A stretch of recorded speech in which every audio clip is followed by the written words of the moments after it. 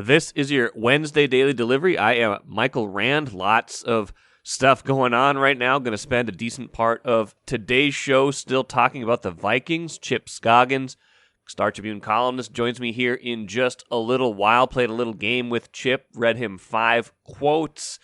Maybe we called it That's What He Said. I don't know.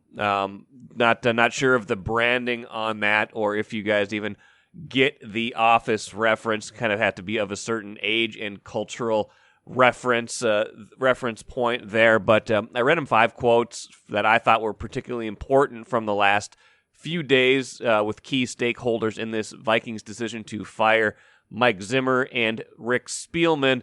And so Chip and I talked those through, what they mean, what they could mean for the future. So look forward to that in a few minutes.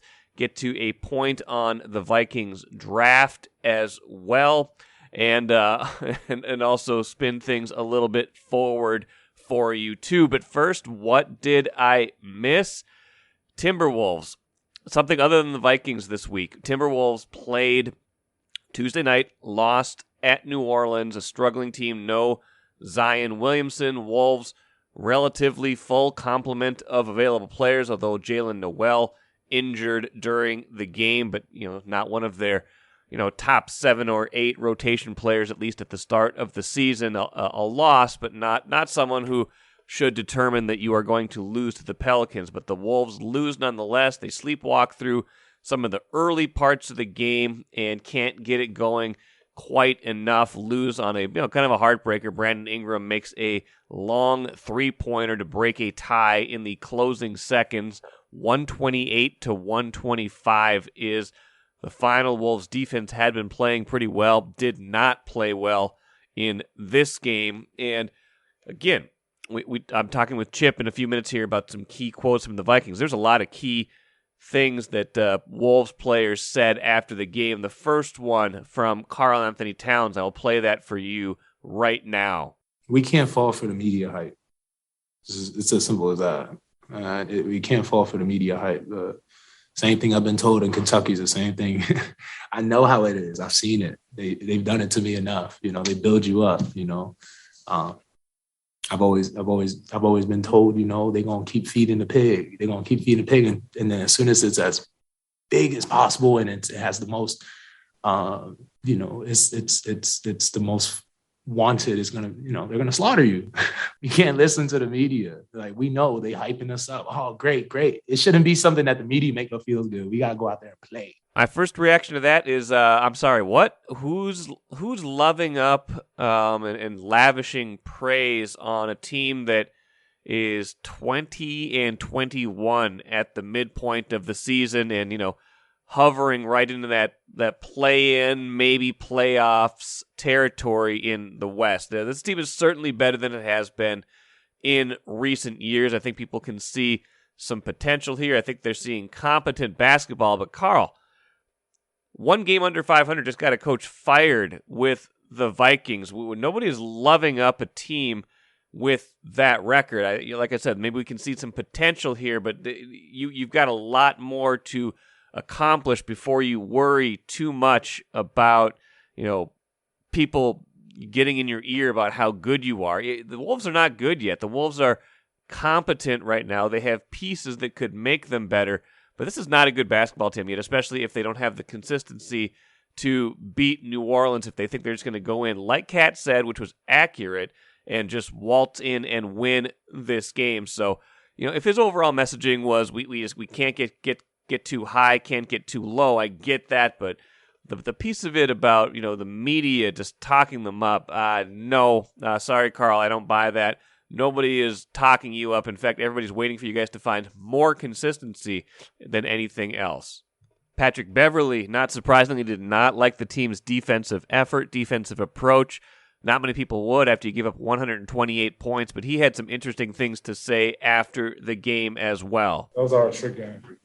The last 4 has been trick games. Obviously, Clippers underhanded, OKC, one of the worst teams in the NBA. Houston, one of the worst teams in the NBA.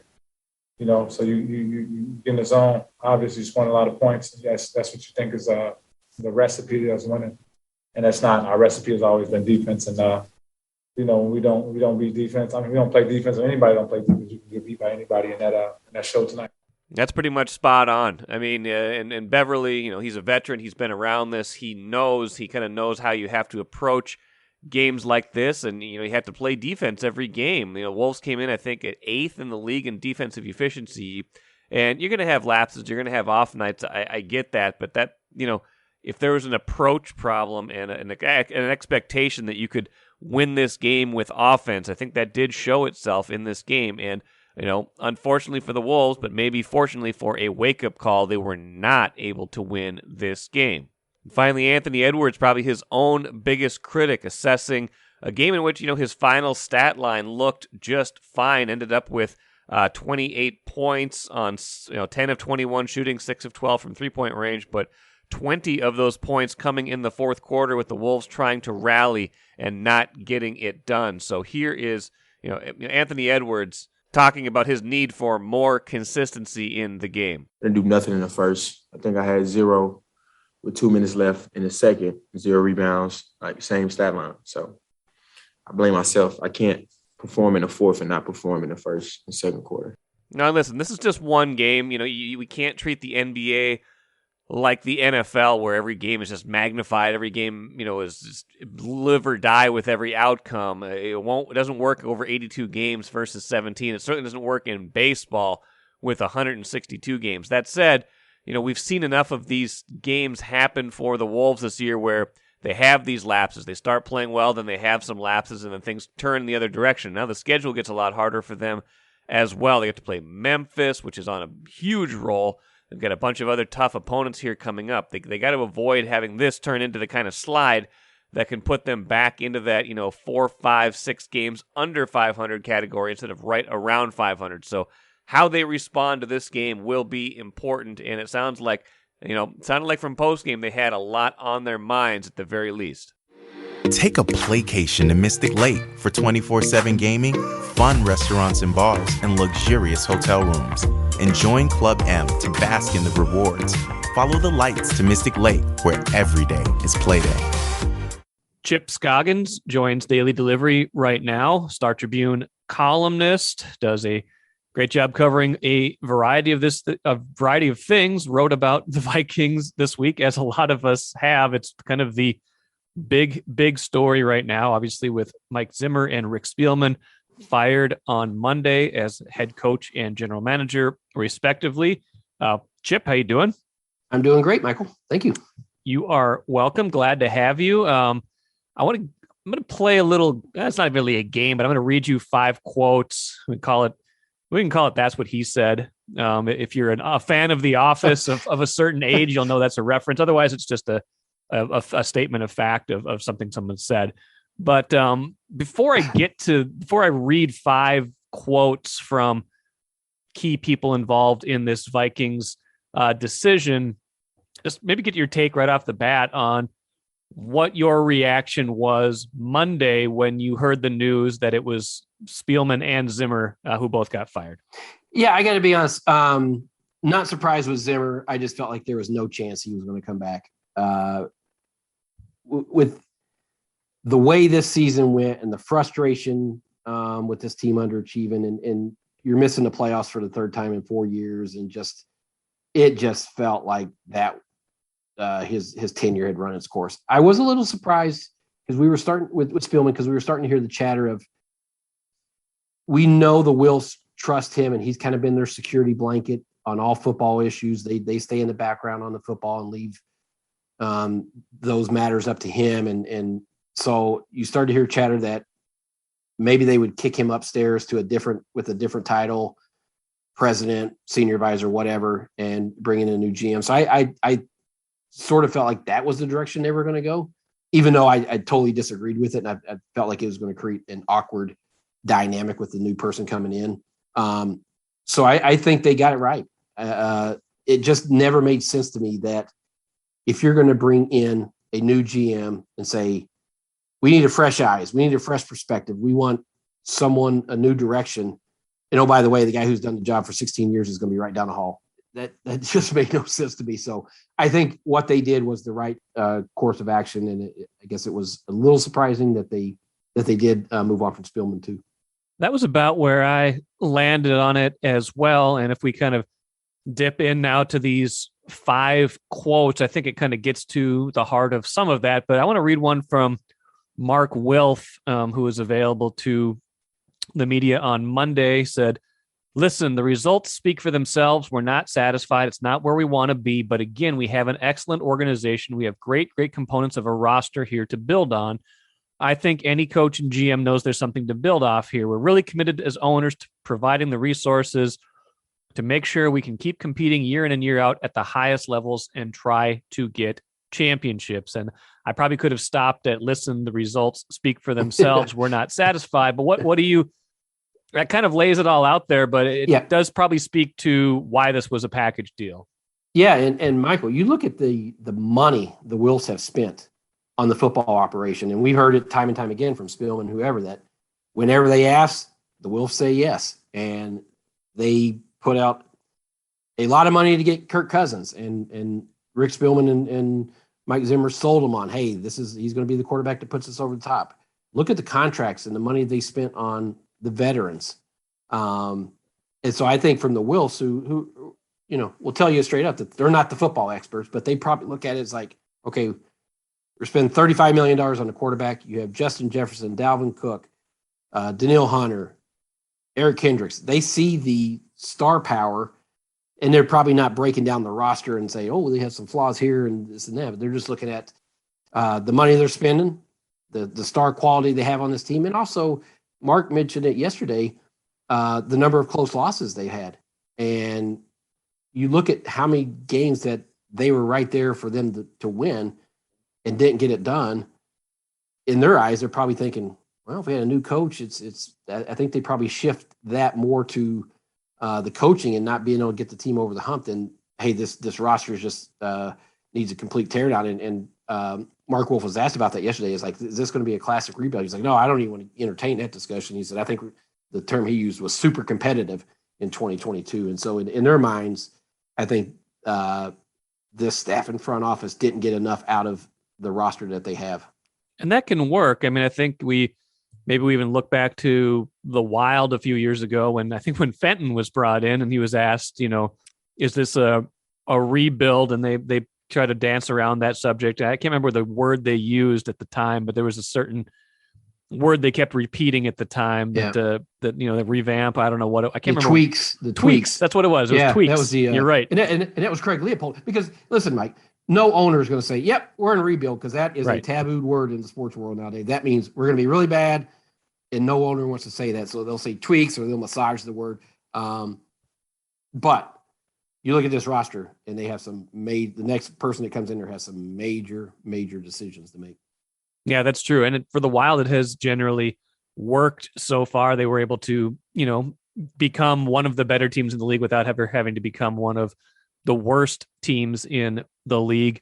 Next one for you. This probably speaks a little bit. This is interesting from the players. This is maybe a little bit more forward looking, but Eric Kendricks and Brian O'Neill were both asked about the culture, kind of what they want to see going forward. And here was, Eric Kendricks, linebacker, one of the definite leaders on the team, been with Zimmer almost from the start as a 2015 draft pick, said, no matter what your role is on the staff, it's you having a voice and being able to communicate things that you think should help facilitate wins. I just think having that voice, no matter how big your role is important, to listen up and take each other's feelings into account. I don't think a fear-based organization is the way to go. A lot of people jumped on that last part. What did you make of that? That was a whoa moment for me. When you have one of your best players and leaders saying, we don't need a fear-based organization. Listen, it's no secret. Mike Zimmer is an old-school hard driver, not cozy with his players. I don't think he had great relationships, even with the best guys. I mean, he had his favorites. Obviously, Harrison Smith, Dalvin Cook were guys that he, spoke highly of, but I don't know that they were particularly close with him. And I just think that it got to a point where, and you heard the grumblings about, not taking accountability with the defense. It was always the offense's problems. And I mean, heck, Kirk Cousins really didn't have a relationship with them all the first 3 years. They got together and said, "Hey, do you think we should like meet once a week to kind of talk about?" I mean, is there a more important relationship in sports than the NFL quarterback with the head coach and being on the same page and all that? And those two really didn't have a relationship. And so it's things that we've heard privately in the background. And then obviously with the firing for Kendricks, who, when he speaks, it carries some weight for him to say, that's not what we need. I think a lot of us said, okay, guys are starting to put their names behind how they feel now. Yeah, and that kind of leads right into this Brian O'Neill quote, and I'll give you some thoughts too. Here's Brian O'Neill, offensive tackle, becoming one of their, more outspoken and one of their leaders on offense. I believe he's a captain this year. He's a captain, yeah. I think it could be something as little as, "Hey, how you doing?" in the hallway, or when you walk by guys in the hallway and they say, "Hello, how you going? Good morning." We spend so much time together and the season is so long that little personal things here or there could make a huge difference for a young guy or a rookie who is coming in and isn't really sure how he fits or if he belongs. And it sounds like he's kind of speaking from either his own personal experience or things he has observed, as a young player now becoming more established. And I guess my bigger question for you is, do you think Mark Wilf and the family of, the family that's going to make this decision is listening to these quotes and understanding or having that influence at all what kind of coach might get hired in this cycle?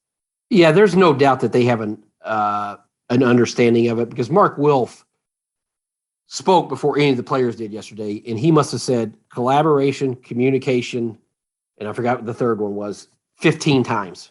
Like he said, this is what we're looking for: collaboration and communication, and leadership, I think was the third one. And there clearly were things happening behind the scenes that were festering that we weren't aware of, frayed relationships or whatever. And our colleague Andrew Kramer tweeted out when all these players were talking that an unnamed player had told him one time that, what was the quote, that Spielman walked around like he was the Billy Bean character in Moneyball, and he was the personable one, of the whole group. So I just think that there was listen, when you're winning, things maybe don't bother you as much or don't fester as much, but having 2 tough years and 2 underachieving years. And I think Zimmer felt the pressure of that. And we know when he started, you could tell when he started feeling the pressure, because he got cranky, he got even more cranky than he already is. He didn't lower the temperature, he raised the temperature. And I've had people tell me that all the time, like inside the building, it was just tense a lot of times when there was big games or things were going bad. And so that's why I felt like it just needs a clean house, a fresh perspective. Everybody can kind of breathe, and that's not to say, they need to go out and find the nicest guy in the world who's going to be best friends with, because that's, be best friends with the players, because that's not the model either. I mean, there's got to be a coach player, barrier a little bit there. And we always talk about it, players coach, that type of thing. But I just think there is going to be high on the pecking order for the Wilfs, someone who is probably a little more communicative with the players and creates a different kind of culture than what we've seen, an atmosphere around the building than what we've seen the last couple of years. Was it interesting to you that we didn't hear from Kirk Cousins. He was not one of the players made available Monday.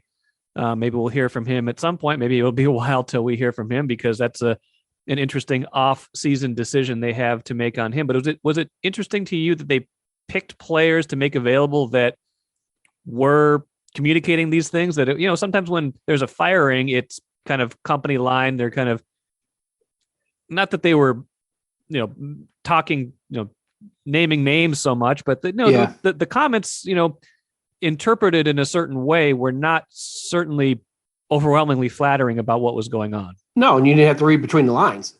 I mean, I don't know that they, the PR vetted players like, hey, what are you going to say? What are you?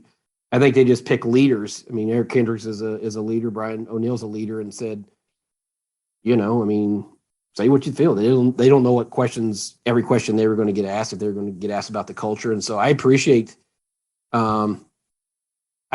their honesty, because so many times you're like, oh, the coach was great for me. Players have to own this. And there might be, I'm sure there's guys that are disappointed that two guys lost their jobs, because they didn't perform well on the field. But I did appreciate the honesty and just kind of the insight that they gave us into what the culture and atmosphere has been like, and what they're looking for as players. And I've already gotten, you see the pushback on Twitter, Mike, where, oh, these guys aren't tough guys. They can't handle hard coaches. It's like, okay, you're telling me that Eric Kendricks and Brian O'Neill aren't tough guys? Let's quit with that nonsense. These are, very good players. Eric Kendricks is one of the best linebackers in the league. I'd say he's a tough guy, and he's just saying this is what you want as a professional. You want a supportive environment. That's basically what he said. And he was asked, like, what was his relationship with Zimmer, and he said, you know what? He basically said, I think his quote was, "There are some things that are left out there. That's probably a question you need to ask him." It was like a no comment, which is not good in that case. That was not flattering answer. No. So if you don't have a good relationship with Eric Kendricks and you're a defensive coach, then there clearly was something missing there. Speaking of something missing, I'm going to read.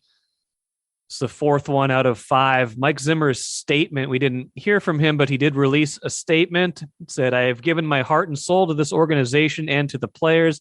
I've had outstanding assistant coaches who have worked tirelessly. I'm sorry we didn't get it done. I'll miss coaching the players, some of whom have been with me for all 8 years. I want to thank the players who welcomed me in 2014 and believed in me that I could lead them to be great."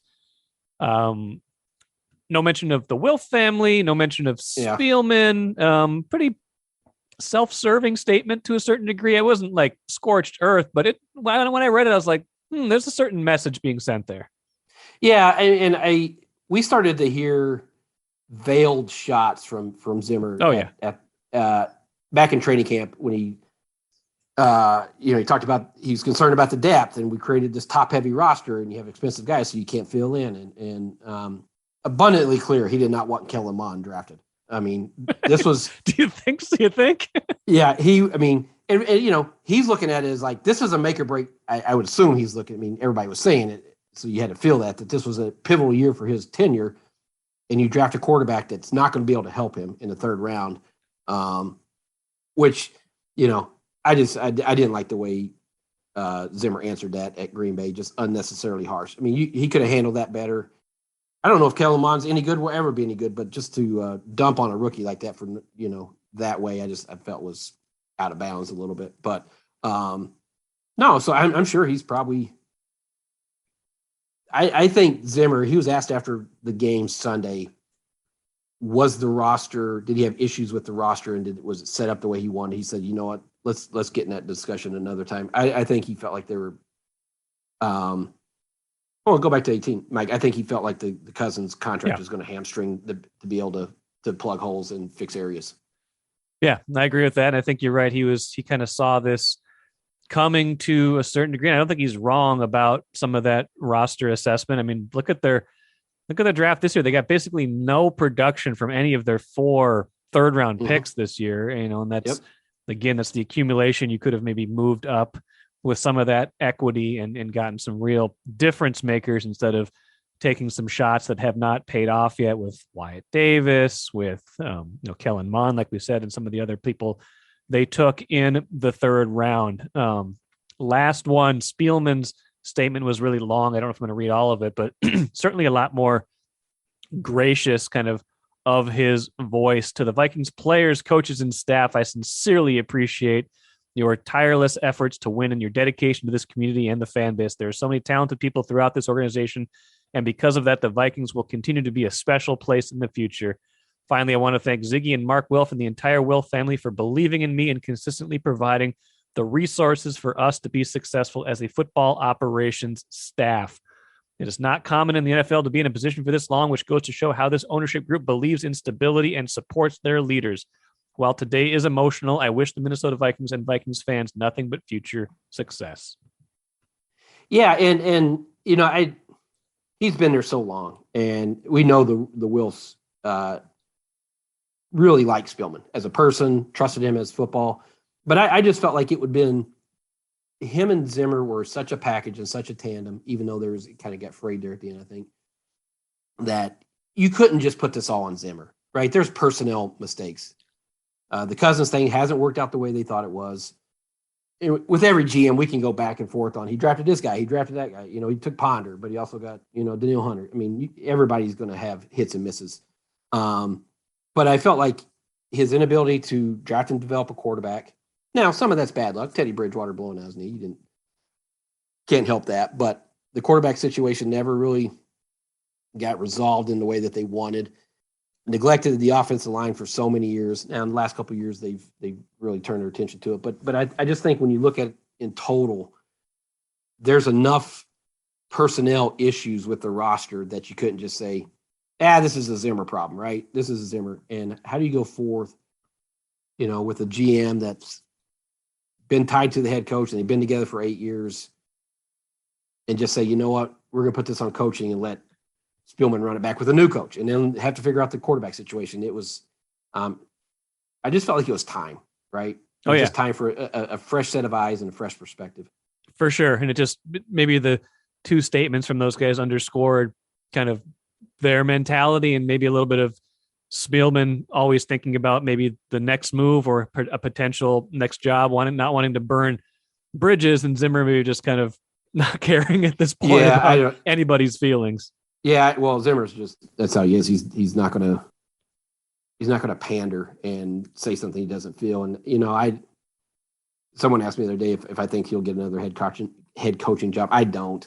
I don't. I mean, not at his age and the way the NFL has shifted to the young quarterback or young offensive-minded, Sean McVay clone. I think he'll be a defense coordinator somewhere, but I don't know that. I don't think he's going to get another shot as a head coach. I agree with that. Final thoughts here. Chip Scoggins, enjoying this conversation. One, I'll be very interested what Kirk Cousins says or doesn't say the first time he's asked about this. I don't know when that will be. I don't know what that availability will be, but a lot of times there is a end of year something with with the best players. And I know, the news came so fast, but how he answers questions will be telling because he's got a pretty big offseason ahead of him that I'll ask you about here in a minute.